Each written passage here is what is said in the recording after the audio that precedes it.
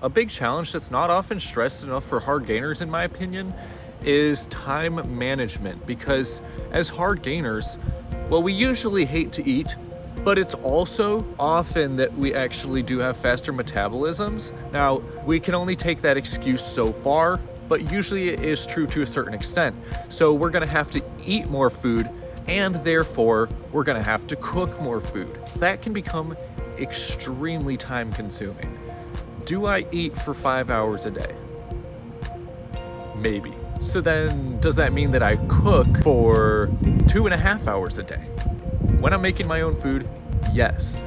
If I were making all the food when I was eating it, and that is a lot of time. I mean, do the math, that's so much time per week. Here's the strat.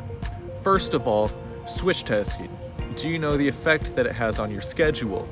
When it comes to switching tasks, like going from cooking to doing homework or going to the gym, there's probably like 10 minutes of transition time between every single event at least.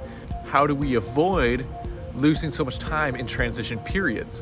Well, whatever day you want to do it, you take 3 hours, and I think you can cook most of the difficult stuff for the entire week. Now compare that 3 hours to the 2.5 hours every single day that you'd be spending cooking. You're saving a lot of time. So avoid switch tasking and meal prep in huge bulk. That is especially key as hard gainers. Now, as for the eating aspect, eating 5 hours a day, most of you probably shouldn't be taking that long. I do, but I could switch it up if I needed to. And why don't I need to? Because I've learned to multitask. You could chew while using your brain power on something else, usually. Depends on how difficult the meal is to eat. If it's your last meal, you might not be able to multitask as well because you're really struggling to get it down. But most of the meals you can multitask, so you can do homework, you can call on the phone, you can be sending messages or studying.